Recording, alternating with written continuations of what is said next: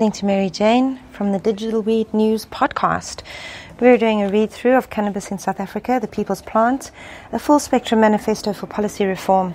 This is the third edit. It's a discussion document for public comment, and you can go to thefieldsofgreenforall.org.za to get your copy of this manifesto for policy reform in South Africa. We're on section 1.4 on international perspective. Although international law on cannabis control is usually understood to be constraining in terms of policy reforms, the international community has largely integrated the so-called Brownfields flexibility doctrine, which relies on the tolerance and acceptance of different countries addressing their drug-related issues in different ways. This flexibility includes alternative ways to read the three international drug control conventions, that's the IDCC, and an increased weight placed on the spirit over the letter of these treaties. International human rights law is, in any case, over and above other international treaties and conventions. The flexibility approach allows the adoption of human rights compatible implementation of the IDCC, where a state can commit to protecting global health, avoiding drug-related health risks, and dependence on medicine in order to ensure constant and unconditional availability and harmonization of international trade. However, the provisions of the IDCC that overly restrict the sovereignty of countries and interfere with human rights obligations can be disregarded by the member states. The international community is free to proceed with drug law reform in this way, and two possibilities seem to prevail from precedents. Firstly, the example of Canada, staying member of the IDCC in full powers besides having regulated all uses of cannabis. This is understood by some as breaching the IDCC obligations, defended by Canada as providing for the respect of human rights obligations. Then Bolivia, which withdrew from the IDCC in 1961 convention to re-adhere with a reservation allowing legal operations of coca leaf, another plant subject to similar international control than cannabis, on its territory, again arguing for the respect of fundamental rights of communities using coca leaf tradition. Beyond these two countries, there is an enormous spectrum of legal and policy frameworks available, ranging from strict prohibition enforced in human rights violating manner to a wide array of models for regulation for the production, manufacture, supply, and use of non-medical psychoactive plant materials, including cannabis. CAT, K-H-A-T, is a good example of the variety of possible legal approaches. So far, only Bolivia has made a move to try to reflect its international commitments towards the IDCC in an honest manner.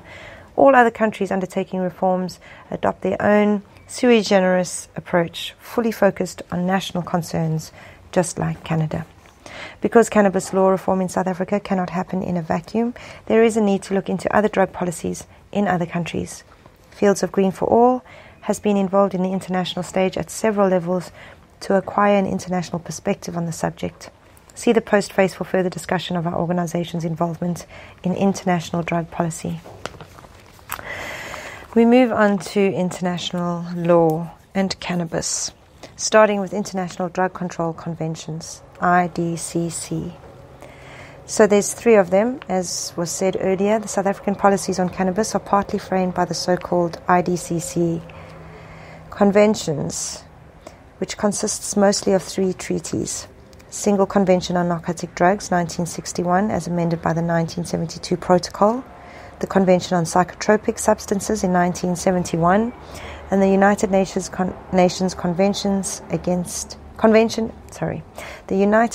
Convention Against Illicit Traffic in Narcotic Drugs and Psychotropic Substances of 1988. In addition, a regional enforcement arrangement locally reinforces the IDCC, the South African Development Community Protocol on Combating Illicit Drugs of 1966. The South African Development Community is the SADC. While governments tend to use the IDCC as an excuse to hamper reform efforts, as outlined in our heads of argument for our intervention in the WCHC case in the Constitutional Court, the time for using the conventions against us is over. Indeed, it is now largely recognized that obligations derived from the drug control conventions are subordinate to the human rights obligations. Many provisions of the drug control conventions conflict with human rights obligations, which has been demonstrated in concrete by the Constitutional Court of South Africa. But human rights violations occurring in the name of drug control can never be justified by states of their defenders as a necessary and unavoidable part of fulfilling international drug control obligations. The academics Van Kempen and Fedorova explained that, quote, under international law, states must give priority to their human rights obligations over and above any conflicting obligations under the UN Drugs Conventions. This means that states have the possibility under international law to regulate cannabis despite their obligations under the UN Drugs Conventions, provided they meet certain conditions. The legal regulations must be motivated by a relevant human rights-based interest. A more effective human rights protection must be substantiated. Thirdly, a national democratic support and an inclusive decision-making process are needed. And the legal regulation must not affect or disadvantage other states. It must be a closed system. And lastly, the state has an obligatory policy of discouragement of use, that is, prevention and non-incitation. If a state is able to satisfy these conditions under current international law, it can legitimately prioritize the human rights obligations over and above any conflicting obligations arising from the UN Narcotic Drugs Conventions and regulate cannabis for adult use. These scholars just strengthen the evidence backing the Constitutional Court's ruling. Human rights prevail over prohibition and lead to disregarding drug policies that violate human rights, either nationally or internationally. I'm recording a podcast. Are you guys on break again? Okay. To go back to class. Excuse the interruption.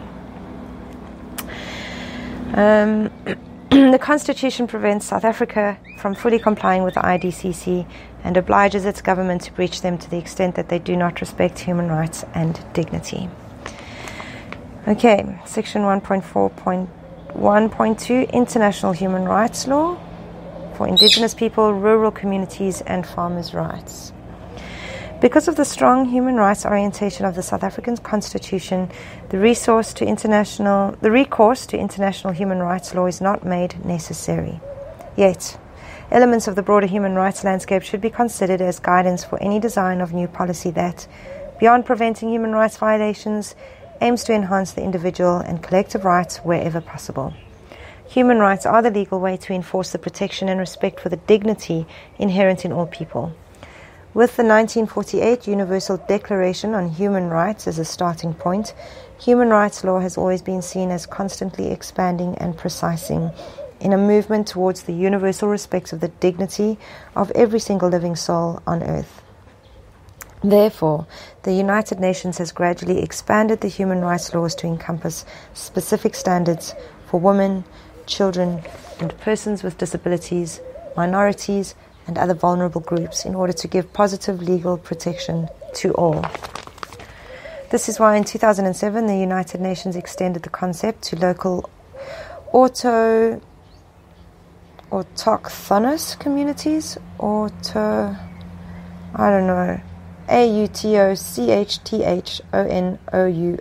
communities, adopting the Declaration of the Rights of Indigenous Peoples, that's the UNDRIPS, reinforced in 2018 by the Declaration on the Rights of Peasants and Other People Working in Rural Areas, the UN DROP.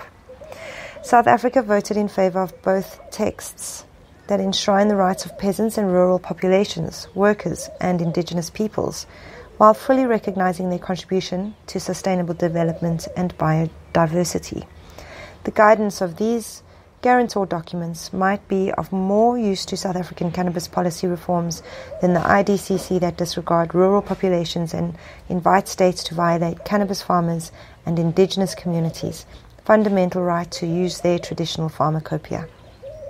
So, the topic of biological diversity also provides for some international dispositions affecting cannabis farming communities, in particular the 2004 Convention on Biological Diversity and its protocols that helped to shape the most countries' legislation and policies on the protection of traditional knowledge, bioprospecting, access and benefit sharing, plant variety protection, and plant breeders' rights, and more generally, the sustainable use of crop genetic resources, each element being key to a smooth and respectful transition to legal settings for historical cannabis farming communities. In a similar manner, South Africa is currently taking part in Geneva in negotiations of a future treaty to ensure the effective protection of traditional knowledge, traditional cultural expressions, and genetic resources. Both the international negotiation and our local cannabis regulations would benefit from increased dialogue of experts on the matter. We move on to policy options, current international trends, and the model to most effectively achieve our policy aims in South Africa. So laws are changing at an incredible speed around the world. However, cannabis laws have never stood still, and policy alternatives to internationally mainstreamed prohibition appeared rapidly after the IDCC entered into the fray. As far back as 1976, the Netherlands implemented the so-called coffee shop system, and medical use of cannabis was legalized in the US state of California in 1996. Another trend has been depenalization. By preventing de facto enforcement of criminalization for personal use or changing the de jure criminalization, these options often result in the same situation on the ground while presenting very different legal obligations and implications on paper. The 2019 African Continental Report of ENACT notes that while most drugs still remain de jure illegal across the continent, with specific exceptions, there is a wide discrepancy on how they are actually being policed and controlled within each state's borders. These numerous examples of legislative resistance against full prohibition have shaped a current international panorama that is extremely complex and diverse. There are two attempts to expose these existing regulations. These might not be comprehensive or definitive, but they reflect the wide array of possibilities offered and are obviously subject to change as worldwide jurisdictions continue to enshrine modern cannabis policies. Like I say, I highly recommend you get your own copy of this full spectrum manifesto for policy reform, Cannabis in South Africa, the People's Plant. There's diagrams, spreadsheets, and things you should have a look at that are not easily reproduced in audio. There's a spreadsheet here that is a comparison between personal use and possession in private places compared to non-commercial production for personal use, commercial production and supply for adult use, commercial production and supply for medicinal uses, and commercial production and supply for industrial uses against policy coherence, current prohibition, and prohibition 2.0, which is just another way of saying while they change the laws, they're still going to prohibit cannabis in some way. There's many options. Focusing on the production model and mostly on adult use, it is also possible to list country regulations from most to least restrictive. Let me do that next. I see I'm out of time. I have a minute left of this live recording. We'll pick up then from focusing on the production model and comparing different countries and their regulations. Thank you for listening to this episode of the Manifesto Read Through. Remember to like and share with anyone who is on the fence about cannabis or is unlikely to read or obtain the manifesto. And especially, I hope that we have policymakers and people in government who will be making these great decisions willing to give this a listen. You're listening to Mary Jane, and this is the Digital Weed News Podcast.